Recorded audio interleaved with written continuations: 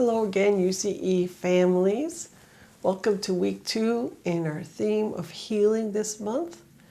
I hope that you have been well and have found some time for yourselves, for self-care, and that by now we hopefully will know the results of the election and whatever has entailed after that.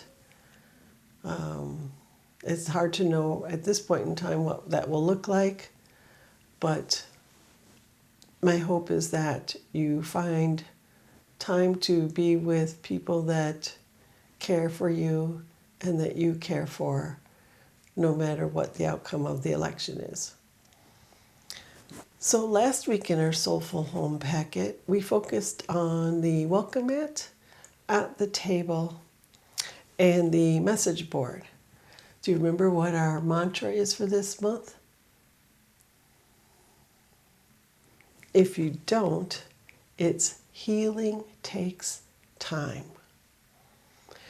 And so for this week, we're going to be looking at in the neighborhood and at play. First, in the neighborhood, we have a treasure hunt.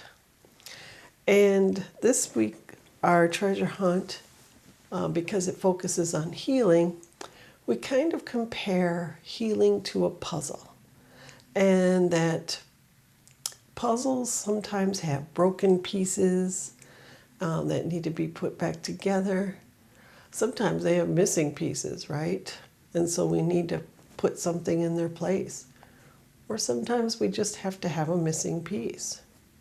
So pieces play an important role in healing. And so our treasure hunt is about pieces.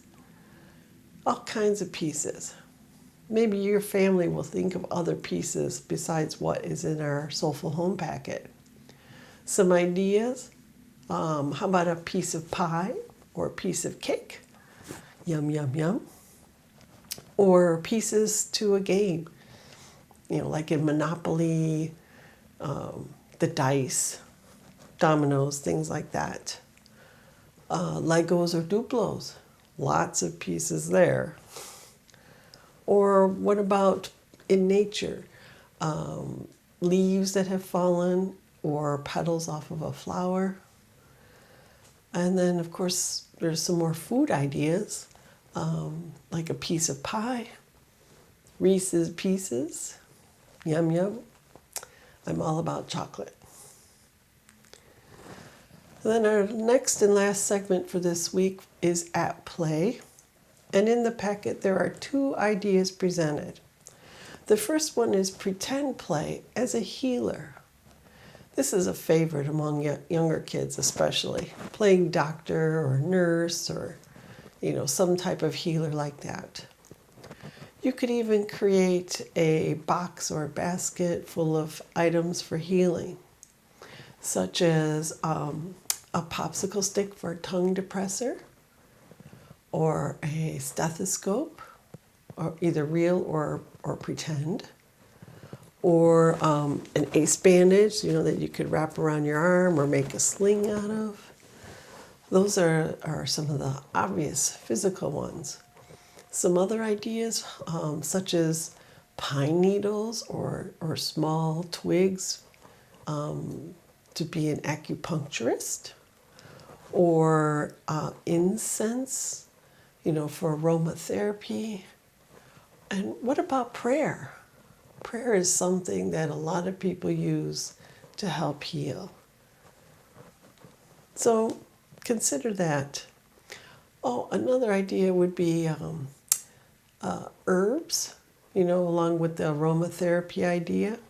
You could even have a pestle and mortar in your box to make an herbal blend, maybe with some tea leaves.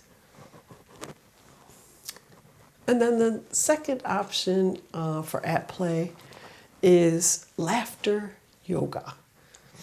And if you've never seen laughter yoga, you have to check out the link I put in the packet. It's a short TED video, 4 minutes or so, on laughter yoga. There's also a link to an article on it, so check that out if you like. And laughter yoga is kind of hard to do at first But supposedly, science says that it doesn't matter if your laughter is genuine or not. It has the same effect for healing and your health, which is very interesting. You would think a fake laugh would not be as good as a real, genuine laugh, but apparently it is. So give laughter yoga a try. Then the second option is partly laughter yoga and then a game that they present called Turtle Wushu.